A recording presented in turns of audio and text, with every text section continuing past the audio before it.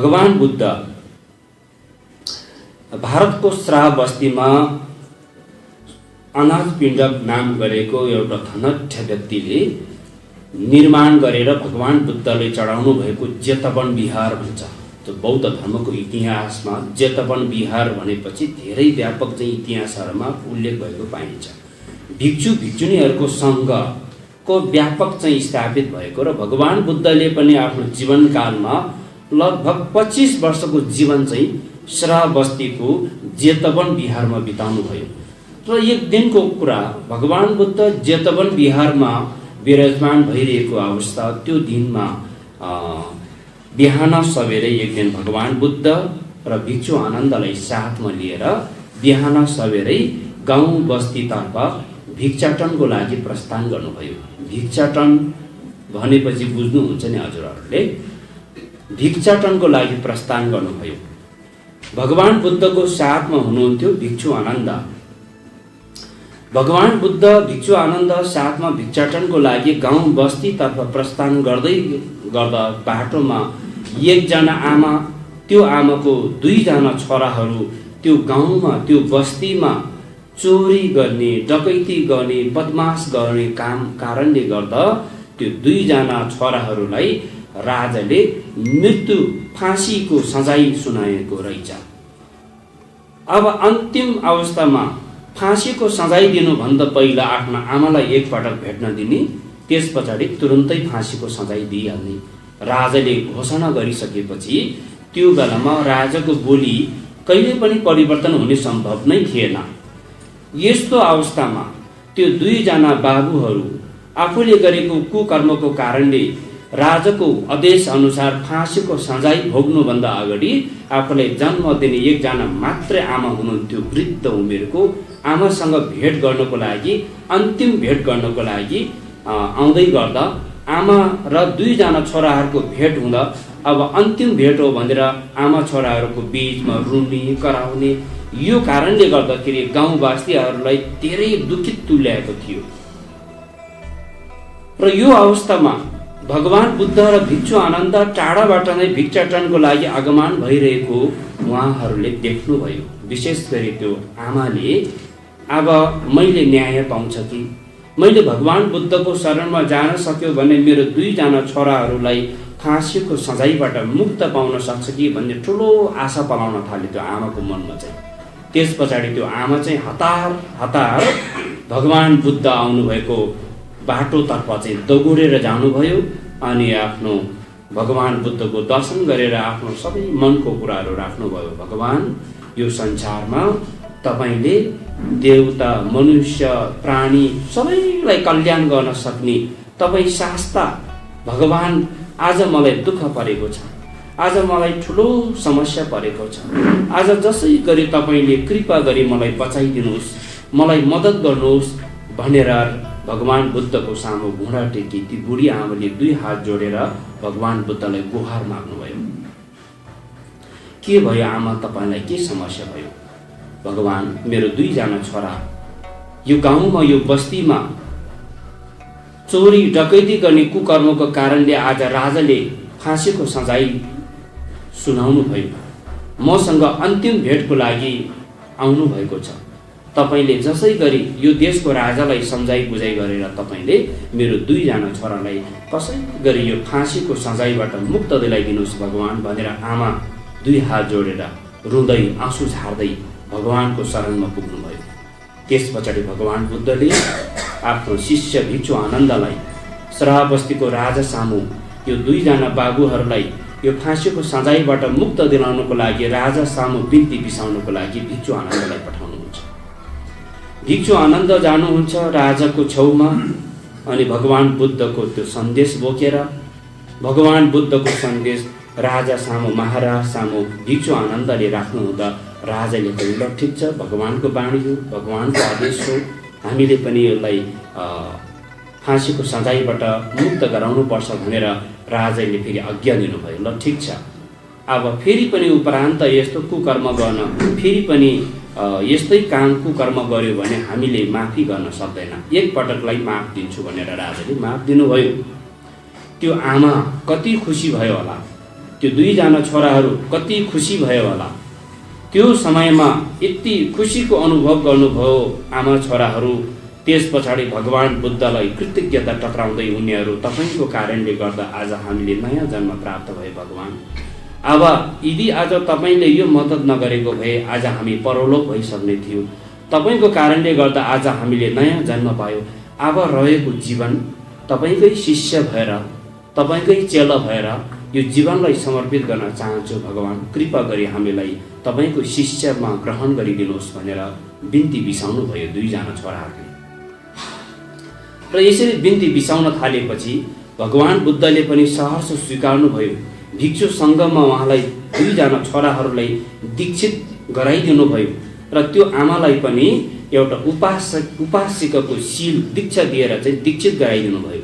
आमा पनि बुद्धको शरणमा, धर्मको शरणमा, सङ्घको शरणमा गएर दीक्षित हुनुभयो।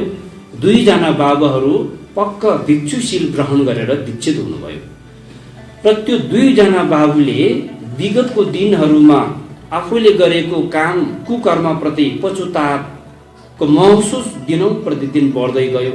धर्मप्रति चासो, अध्ययन, अभ्यास क्रमलाई अगाडि बढाउँदै जाँदाखेरि त्यो श्राह बस्तीको जेतवन बिहारको भिक्षु सङ्घमा थोरै समयमा नै त्यो दुईजना बाबुहरूले ज्ञान प्राप्त गर्न सफल भयो। यति चर्चा भयो। वर्षौँदेखि दीक्षित भएको भिक्षुहरूले समेत ज्ञान प्राप्त गर्न नसक्नु, त्यो दुईजना बाबुहरू जो छोटो समयमा नै भिक्षु भएको छोटो समयमा नै अर्हत्व प्राप्त गरेको, यो कारणले सबैजना छक्क परिरहेका अवस्था थियो। र एक दिन भगवान बुद्धको प्रवचनको क्रममा भिक्षु आनन्दले जिज्ञासा राख्नुभयो, हे भगवान, हामी भिक्षु भएर दीक्षित भएको कयौं वर्ष बितिसके, हामीले आजसम्म यो ज्ञानलाई प्राप्त गर्न सकेन। तर यो दुईजना बाबुहरू यो छोटो समयमा नै ज्ञान प्राप्त हुनुभयो। त्यो पनि राजाले मृत्युको फाँसीको सजाय घोषणा गरिसकेको अवस्थाबाट, त्यो अवस्थाबाट मुक्त गराएर पनि दीक्षित भएर पनि आज अर्हत्वको ज्ञान प्राप्त भयो। यो कुन जन्मको कर्मको फल थियो, यो आज हामीलाई प्रश्न पारिदिनु पर्यो। यो जिज्ञासा भगवान सामु राख्छु भन्ने मनमा त्यस्तो जिज्ञासा खुल्दुल भइरहेको अवस्थामा भगवान बुद्धले बुझ्नुभयो। भिक्षु आनन्दको विचार मनमा के उब्जिरहेको छ भन्ने कुरा थाहा पाउनुभयो। त एक दिन भगवान बुद्धले आफ्नो प्रवचनको क्रममा भिक्षु भिक्षुनी, उपासक उपासिकाहरूलाई सम्बोधन गर्दै उहाँले भन्नुभयो, यो दुईजना बाबुहरू र यो आमालाई जसरी आज यो जीवनमा मैले मृत्युको मुखबाट बचाएर नयाँ जन्म दिएर दीक्षा दिएर ज्ञान प्राप्त गर्न सफल भयो, यो जीवनमा मात्र केवल होइन, मैले धेरै जीवन जन्ममा यो दुईजना बाबु र आमालाई मैले बचाउँदै आएको छु भनेर भगवान बुद्ध भन्नुहुन्छ।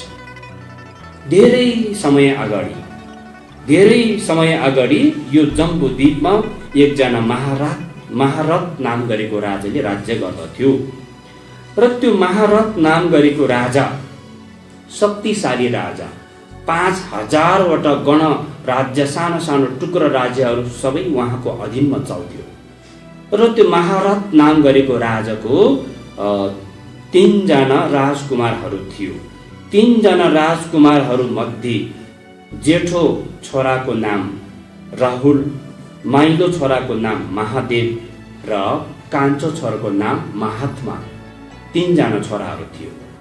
र त्यो 3 जना छोराहरू मध्ये कान्छो छोरा चाहिँ भएपछि बाबा आमाले अलि बढी माया गर्नु, बढी चाहिँ साथमा राख्नु स्वाभाविक, यो मनुष्यको जगतमा यो स्वाभाविक कुरा नै रहेछ। कान्छो छोरालाई बाबा आमाले बढी माया गर्नुहुन्छ। तर कान्छो छोरा आफैमा पनि सानै उमेरबाट एउटा दयालु स्वभावको, करुणा स्वभावको, अरूले खाना नखाएसम्म आफूले खाना नखाने, अरूको दुःख पीडा देख्यो सुन्यो भने आफू चाहिँ मनमा पीडा महसुस गरेर बस्ने, यस्तो अचम्म स्वभावको कान्छो छोरा थियो। उसको नाम महात्मा। त एक दिन महात्मा, कान्छो छोरा र 2 जना दाजुहरू बाबा आमाको साथमा जङ्गलमा भ्रमण गर्न जानुभयो। जङ्गलमा कहिले पनि राजकुमारहरू जङ्गलको बीचमा यसरी भ्रमण गरेको अनुभव थिएन। दुईजना बाबा आमा र 3 जना छोराहरूको साथमा र उहाँहरूको चाहिँ चढ्ने घोडा धेरैजना चाहिँ सेनाहरू साथमा लगेर चाहिँ जङ्गलको बीचमा पस्नुभयो।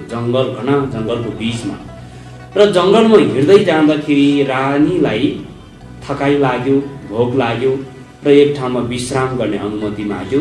राजा र रानी दुवैजना एउटा एकान्त जङ्गलको बीचमा आराम गरेर विश्राम गर्नुभयो र त्यसरी विश्राम गर्दै गर्ने क्रममा रानी चाहिँ थाकेको कारणले मस्त निद्रामा पर्नुभयो।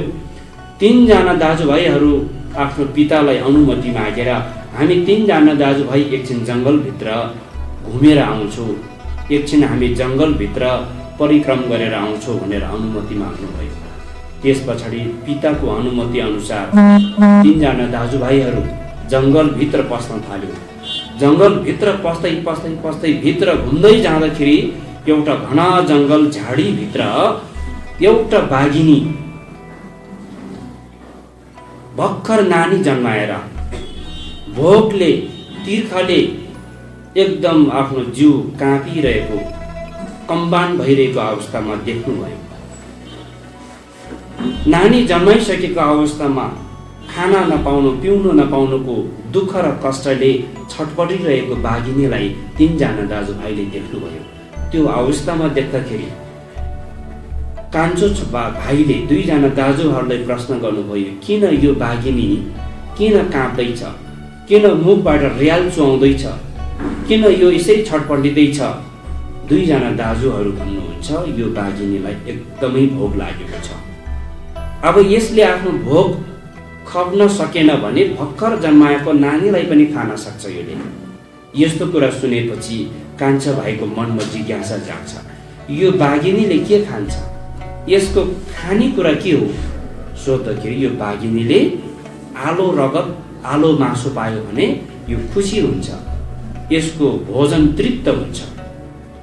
यो संसारमा यो भोक लागिरहेको बाघिनीलाई मासु दिन सक्ने, रगत दिन सक्ने कोही प्राणी छ होला यो संसारमा? यो असम्भव छ, कसैले यो दान गर्न सक्दैन। त्यस पछाडि त्यो महात्मा कान्छा भाइको मनमा यो कुरा चाहिँ बढ्दै जान्छ।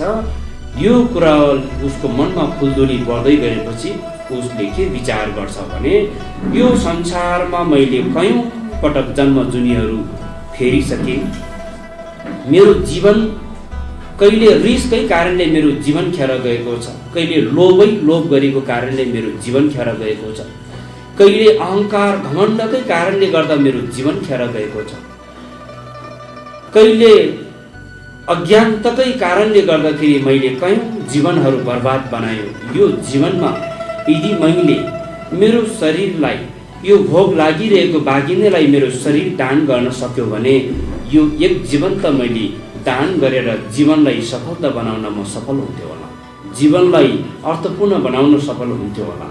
कि यो काम गर्न मबाट सम्भव छ कि छैन? मनमा यो धेरै फुलदुली मन विचार गरे। त्यस पछाडि एकान्त ठाउँमा टोलाएर बस्न थालेपछि 2 जना दाजुहरूले जाम हामी समय बेर भइसक्यो, बाबा आमा आत्तिन्छ भनेर 2 जना दाजुहरूले जबरजस्ती भाइलाई तानेर लान्छ। केही कदम दूर अगाडि बढिसकेपछि कान्छा भाइले 2 जना दाजुहरूलाई के अनुमति माग्छ भने, दाजु तपाईँ 2 जना एकछिन यहाँ बस्दै गर्नुहोस्, म एकछिन सानो काम छ त्यो सकेर आइहाल्छु भनेर ऊ चाहिँ 2 जना दाजुहरूलाई छोडेर जङ्गलभित्र पस्छ। उसको मन त त्यो भोग लागिरहेको बाघिनीमै उसको मन अल्झिरहेको अवस्था छ।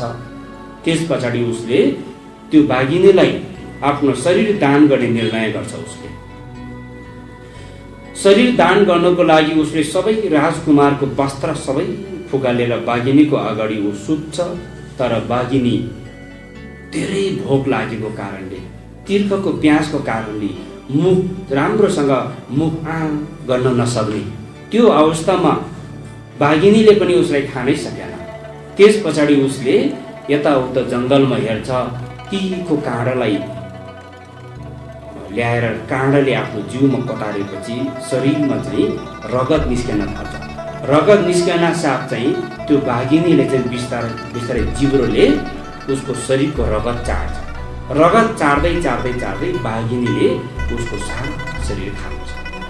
सारा शरीर खाएर केही टुक्रा हड्डीहरू मात्रै त्यहाँ बाँकी रहन्छ। र त्यो समयसम्म पनि महारानी जङ्गलको बीचमा थकित भएको कारणले मस्त निद्रामा यस्तो अनौठो प्रकारको सपना देखेको हुन्छ। उसले 3वटा चिलहरू 3वटा परेवाहरू खेलिरहेको अवस्थामा एउटा सानो परेवालाई आकाशबाट 81 चिल आएर टिपेर लगेको सपना देख्छ महारानीले। 81 निद्राबाट बिउजिन्छ। यो सपनाको सङ्केत अवश्य पनि यो राम्रो छैन। अवश्य पनि यो परेवा भनेको छोराहरूको आफ्नो सन्तानको एउटा सातोको प्रतीक हो। मेरो कान्छो छोरालाई केही न केही चोटपटक लागेको हुनुपर्छ भने महारानीको मनमा त्यो खालको जिज्ञासा पलाइसकेको अवस्था थियो। छोराहरू कहाँ गयो भनेर महाराजलाई सोधपुछ गर्दाखेरि जङ्गलमा घुम्न गयो। आत्तिन थाल्छ महारानी। त्यस पछाडि यसरी कुराकानी हुँदा हुँदै 2जना छोराहरू टुपुक्क आइपुग्ने बित्तिकै आमाले भाइ खोइ, कान्छो भाइ खोइ भनेर प्रश्न राख्नुहुन्छ। 2जना दाजुहरू आत्तिएर जङ्गलभित्र खोज्न जाँदाखेरि त्यो भाइ कहीँ पनि भेटाउँदैन। बाघले उसले कुरा गरेको अनुसार, उसले मनमा त्यस्तो टोलाएको अनुसार त्यो सङ्केतलाई हेर्दाखेरि अवश्य पनि त्यो बाघिनीमा छेउमा गएको हुनुपर्छ भन्ने 2जना दाजुको मनमा लागिरहेको थियो। त्यस पछाडि त्यो बाघिनी भएको ठाउँमा पुग्दाखेरि भुइँभरि रगत मात्रै लागिरहेको, टुक्रा हड्डीहरू मात्रै बाँकी त्यहाँ भएको देखियो। एक छेउमा राजकुमारको वस्त्र खोलेर राखेको देख्दाखेरि 2जना दाजुहरू आफ्नो मनलाई सम्हाल्न नसकेर त्यो ठाउँमा बेहोस भएर मूर्छित हुन्छ। केही समय पश्चात 2जना दाजुहरूको चेत खुल्छ। कस्तो काम गर्यो हाम्रो भाइले, अब आमालाई के भन्ने, बाबालाई के भन्ने, यो कस्तो चाहिँ सन्देश लगेर बाबा आमालाई सुनाउने। एकदमै चाहिँ 2जना दाजुहरूलाई यति ठुलो पीडा भयो। त्यस पछाडि एकदमै अनुहार मुन्टो चाहिँ घोप्टो पारेर जङ्गलबाट फर्केर बाबा आमाको छेउमा आइपुग्दा खोइ भाइ खोइ भनेर आमाले प्रश्न राखी गर्नुहुन्छ। त्यो बेलामा उसले भन्छ, हाम्रो सानो भाइलाई बाघले खाइदियो, बाघिनीलाई शरीर दान दिनुभयो भाइले। यो शब्द सुन्न साथ आमा मूर्छित हुन्छ, आमाको चेत गुम्छ। केही समय पछाडि चेत खोलेपछि त्यो स्थानमा लगेर जान्छ आमालाई। बाबा आमा 2जना रुनी कराउने। त्यो ठाउँमा रहेको त्यो राजकुमारको वस्त्र मात्रै हातमा लिएर समात्ने र रुनी कराउने गर्न थालेपछि राजकुमार महात्मा बाघिनीलाई शरीर दान गरेको पुण्यले गर्दाखेरि तत्कालै उहाँको यो दिवंगत आत्मा, यो चित्त चाहिँ 33 कोटी देवलोकको तुषित देवलोकमा जन्म ग्रहण गरिसकेको हुँदो रहेछ। 33 कोटी देवलोकमध्ये तुषित देवलोकमा जन्म भइसकेपछि म कस्तो पुण्य गरेको फलले यो देवता भएर जन्मेको रहेछ भनेर दृष्टिगोचर गर्दा मैले एउटा बाघिनीलाई शरीर दान गरेको पुण्यले गर्दा आज म यो ठाउँमा जन्म प्राप्त भएको रहेछ। तर मेरो बाबा आमाहरू शोक र चिन्ताले अलग बिलाप भइरहेको छ यो अवस्थामा। र त्यो देवता तुषित देवलोकबाट तल झरेर माथि आकाशबाट चाहिँ आकाशवाणी गर्नुहुन्छ, मेरो पूज्यनीय बुवा आमा, तपाईहरू यो घडीमा कति पनि दुःख मन नगर्नुहोस्। तपाईहरू अहिले शोक चिन्तामा हुनुहुन्छ, तर मैले बाघिनीलाई शरीर दान गरेको पुण्यले अहिले म देवता भएर जन्मेको छु। मैले परम सुखलाई प्राप्त गर्न खोजिरहेको छु। तपाईहरू कति पनि दुःख मन नगर्नुहोस्। तपाईहरू पनि धर्ममा दान पुण्य गर्नुहोस्, कुशल कर्म गर्नुहोस् भनेर आकाशवाणी गर्नुहुन्छ। त्यस पछाडि बाबा आमा रुँदै कराउँदै, तिमीले त यति ठुलो महात्मा आफ्नो शरीर नै दान गरेर पुण्य कमाउनु भयो, तर हामी जन्म दिने बाबा आमालाई अलग विलग बनाएर जानुभयो। तिमी हामी कसरी सम्हाल्ने, कसरी आफ्नो मनलाई सम्हाल्ने? बाबा आमाको मन हो। 2जना बाबा आमा कयौं दिनसम्म रोयो, करायो। त्यस पछाडि कुनै पनि उपाय थिएन र देवता आफै पनि देवलोकमा जानुभयो र बाबा आमा 2जना त्यो रहेको हड्डीको टुक्राहरूलाई पञ्चरत्नले बनेको भाँडोमा हालेर र त्यो राजवस्त्रहरू, राजकुमारको वस्त्रहरू सबैलाई पोको पारेर ल्याएर एउटा ठाउँमा एउटा पवित्र ठाउँमा बौद्ध एउटा चैत्य निर्माण गर्नुभयो। त्यो चैत्य निर्माण गर्नुभयो र यो यसरी चैत्य निर्माण गर्नुभयो। त्यो समयमा बाघिनीलाई शरीर दान गरेको त्यो महात्मा राजकुमार को हो भनेर तपाईँहरूले नसोच्नुहोस्। यो शाक्यमुनि बुद्धले प्रवचनको क्रममा यो सुनाउँदै हुनुहुन्छ श्राप बस्तीमा। त्यो समयमा बाघिनीलाई शरीर दान गरेको राजकुमार अहिले तपाईँहरूले को होला भनेर सम्झिनुहुन्छ भने त्यो अहिले म आफै हो। हिजोको जन्ममा बाघिनीलाई शरीर दान गरेको पुण्यले आज म सम्यक्ष बुद्ध भएर जन्मिएँ। त्यो समयको महारथ राजा को हो भनेर तपाईँहरू शङ्का लिनुहुन्छ भने त्यो समयको महारथ राजा आज मेरो पिता राजा शुद्धोधन हो। त्यो समयको महारानी आज मेरो आमा माया देवी हो। र त्यो समयमा जुन बाघिनी भोक र तिर्खको प्यासले छटपटिरहेको त्यो बाघिनी र त्यो डमरुहरू को हो भन्दा आज यो आमाको दुईजना छोराहरू जो गाउँमा बदमास गरेर चोरी डकैती गरेर राजाले मृत्युको सजाय सुनाएको यो नानीहरू, यो दुईजना बाबुहरू हिजोको बाघ र त्यो बाघको दुईजना डमरुहरू हो। हिजो पनि मैले यसरी बचाए, आफ्नो शरीर दान दिएर बचाएको थियो। आज पनि मृत्युको मुखबाट मैले बचाएको छ। यसरी धेरै जन्मसम्म मैले बचाएको छ भनेर भगवान बुद्धको यो प्रवचन सुनेपछि सबै त्यो प्रवचन सुनिरहनु भएको भिक्षु भिक्षुणीहरू, त्यो समयको उपासक उपासिकाहरूको मनमा धेरैको मनमा एउटा श्रद्धा भक्ति श्रोतापतिको ज्ञान प्राप्त हुँदो रहेछ यो प्रवचन सुनेर मात्रै पनि। त्यस पछाडि यो अहिले तपाईँ हामीलाई लाग्छ यो भगवान शाक्यमुनि गौतम बुद्धको धेरै जन्म अगाडि नेपालको अहिले काभ्रे जिल्लाको नमो बुद्ध भन्ने ठाउँमा भगवान बुद्ध त्यो बेलामा बोधिसत्व हो, बुद्ध होइन। धेरै जन्म अगाडि लुम्बिनीमा जन्मिनु भयो सिद्धार्थ गौतम। उहाँभन्दा धेरै जन्म अगाडि उहाँले 500 जन्मसम्म आफ्नो जीवन दुःखको जीवन जिएर प्राणी उद्धार गर्नुभयो। 500 जन्मसम्म देवता भएर सुखावतीको जीवन जिएर प्राणी उद्धार गर्नुभएको जीवन चक्रहरू हामीले अध्ययन गर्न पाइन्छौँ। नमो बुद्ध अहिले हामी दर्शन गर्न सकिन्छ।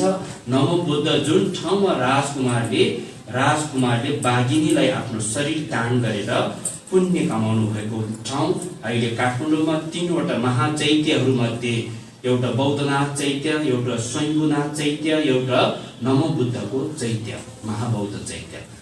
पछि राजकुमारको त्यो रहेको हड्डीहरू, राजकुमारको वस्त्रहरू ल्याएर निर्माण गर्नुभएको त्यो चैत्य नै अहिले नमो बुद्धको चैत्य हो, काभ्रेको।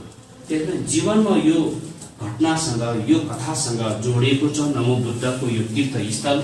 तपाईँ हामीले बुझ्नु आवश्यक छ। हाम्रो नेपालमा पनि यति ठुलो चाहिँ पवित्र तीर्थस्थलहरू रहेछ भनेर हामीले बुझ्नु आवश्यक छ। आफूलाई पनि अरूलाई पनि हामीले बुझाउन आवश्यक छ। र यो आज मैले यो नमो बुद्धको बारेमा यो राजकुमारले बाघिनीलाई शरीर दान गरेर पछिल्लो जन्ममा बोधित्व प्राप्त गर्नुभएको यो कथा प्रसङ्ग आज हजुरहरू समक्ष मैले प्रस्तुत गरेँ। यो विषय कण्डु ग्रन्थमा उल्लेखित छ र यो जीवनमा हामीले जसले त्याग गर्न सक्यो त्यो व्यक्तिले सबै थोक प्राप्त हुँदो रहेछ। जसले त्याग गर्न सकेन त्यो व्यक्तिले सबै थोक गुमाउँदो रहेछ। यो संसारको स्वभाव नै यो रहेछ। यो भगवान बुद्धले 2500 वर्ष अगाडि नै जब उहाँ 29 वर्षको उमेरमा गृहस्थी जीवन परित्याग गर्नुभयो, त्यो समयको राजा शुद्धोधन भनेको त महाशक्तिशाली राजा। असारको रोपाई धान रोप्ने बेलामा हजारौं हल गोरु लगाएर चाहिँ धान रोप्नु पर्ने। जग्गा जमिनको त कति कुरा हो, कति हो, गाई वस्तु त कति हो। हिजो आजको धनी चाहिँ कसको ब्याङ्क ब्यालेन्स धेरै छ भन्ने कुरा आउँछ। त्यो जमानाको धनी त कसको खेत धेरै छ, कसको गाई वस्तु धेरै छ भन्ने जमाना थियो। राजा शुद्धोधनको यति धेरै जग्गा जमिन थियो, यति धेरै काम गर्ने खेतालाहरू थियो, यति धेरै गाई वस्तुहरू थियो, हजारौं संख्याको काम गर्ने खेतालाहरू गाई वस्तुहरू थियो। तर आज त्यही राजा शुद्धोधनको सुपुत्र जो 29 वर्षको उमेरमा उहाँले गृहस्थी जीवन त्याग गरेर उहाँ सन्यासी बन्नुभयो, ब्रह्मचारी पालन गर्नुभयो, भिक्षु बन्नुभयो। सम्पूर्ण दरबारको सम्पत्ति सम्पूर्ण भौतिक सम्पत्ति सुख अनन्त सबै कुरालाई त्यागेर जानुभयो, जङ्गल बस्नुभयो। आज उहाँको संसारैभरि मूर्ति छ, उहाँको संसारैभरि चर्चा परिचर्चा छ। जो राजकुमार शुद्धोधनको नाममा आज सम्पत्तिको विवरण हेर्ने हो भने राजा शुद्धोधनको एउटा सियो खोजेर पनि पाउँदैन। हामी योबाट नै थाहा पाउन सक्छ कि जसले त्याग गर्न सक्यो उसले सबै कुरा पायो, जसले केही पनि त्याग्न सकेन, संसारमै रुमालेर गएछ, उसको केही पनि रहेन, अन्त हुन्छ, हातमा लाग्यो जिरो। त्यसकारणले हामीले त्याग्नु पर्छ भन्नुको अर्थ पनि फेरि आफ्नो सन्तानलाई नै बिल्कुल त्याग्ने, आफ्नो श्री सम्पत्तिलाई बिल्कुल त्याग्ने भन्ने अर्थ पनि होइन। यसलाई सही सदुपयोग गर्न जानेन भने हामी चाहिँ अन्तमा हातमा लाग्यो जिरो हुन्छ। हामीले आफ्नो सन्तानलाई, आफ्नो सम्पत्तिलाई पनि साथमा राखेर जीवन कसरी जिउने, जीवनलाई कसरी सफल बनाउने, कस्तो प्रकारले कर्म गर्ने भन्ने सन्दर्भमा तपाईँ हामीले यदि जीवन जिउने शैली अपनाउन जानेन भने आफैले दुःख दिने हो है। मान्छे संसारमा खाना पाउन नपाएर, खाना नपाएर मृत्यु हुनेहरू भन्दा पनि खाना नजानेर मृत्यु हुनेहरूको संख्या धेरै बढी छ। विचार गर्नुहोस् त है।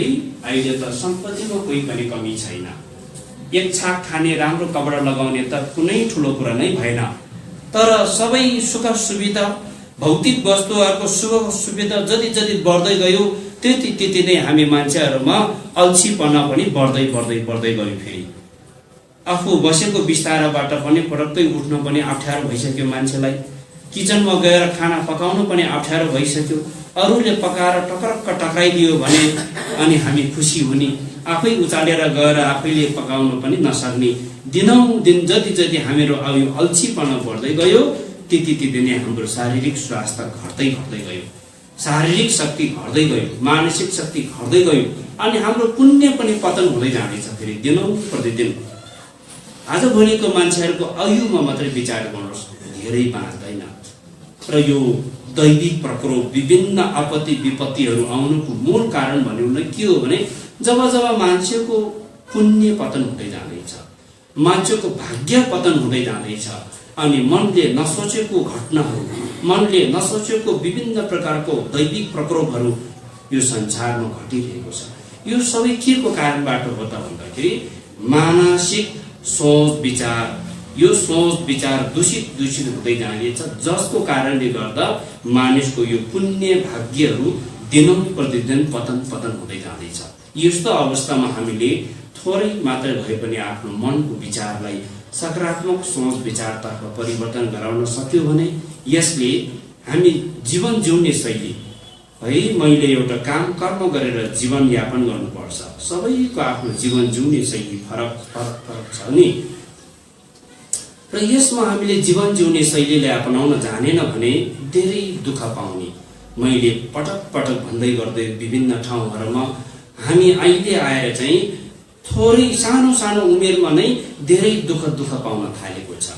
शारीरिक दुःख, मानसिक दुःख, दुवै प्रकारको दुःखको जीवन तपाईँ हामीले जिइरहेको छ।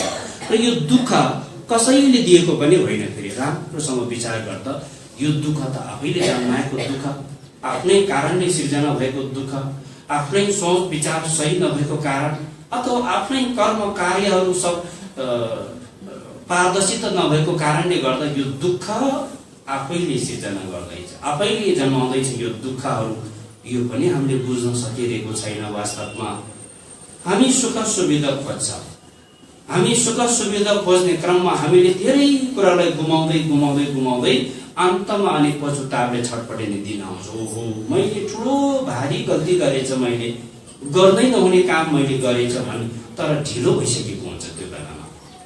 अब मानसिक सन्तुलनलाई मजबुत बनाउनको लागि सकारात्मक सोच विचारको माध्यमबाट ध्यान पद्धतिको एउटा अभ्यास चाहियो।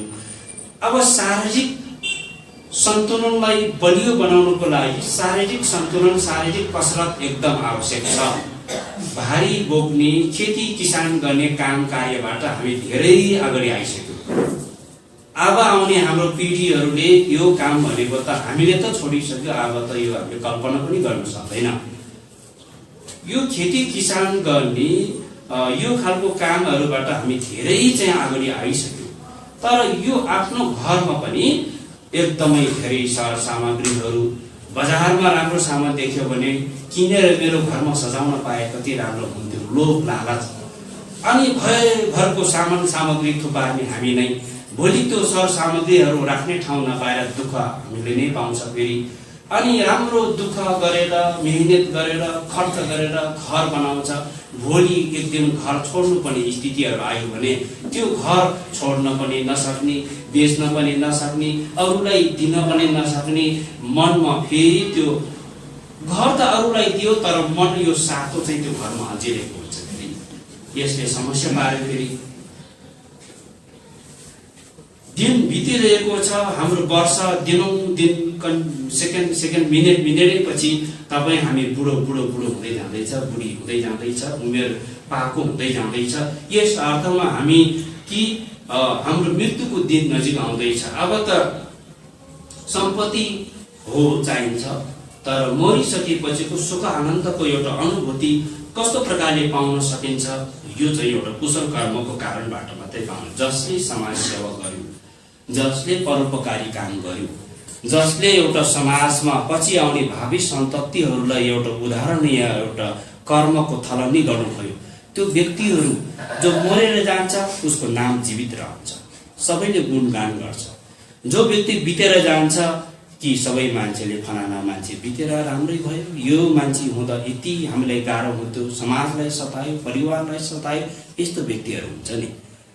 जो व्यक्ति एकदमै आवश्यक छ, सधैँ त्यो व्यक्तिको खाँचो छ, त्यो व्यक्ति बिना समाजमा कुनै कामहरू अपुरो महसुस हुन्छ। तर त्यस्तो व्यक्तिहरू अचानक मृत्यु भएर गयो भने हामीलाई कति ठुलो चाहिँ चिन्ता, कति ठुलो महसुस हुन्छ। बित्नु नपर्ने मान्छे बितेर गयो तर गर्नु केही पनि उपाय छैन।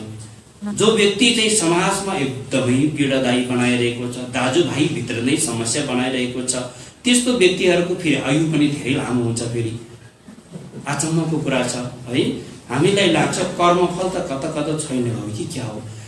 पाप कर्म गर्ने, हिंसा गर्ने, प्राण हत्या गर्ने मान्छेहरू त नर्कमा पतन हुन्छ भन्ने, तर ऊ बाटोमा मासु पसल थापेर बसेको मान्छे त कहिले बिमार हुँदैन त, मजाले मासु बेचिरहेको छ त। हामी मासुै नखाने मान्छेको झन् बढी बिमार हुने, यो के हो? कर्मफल भगवानको शक्ति त छैन कि क्या हो? कता कता तपाईँ हाम्रो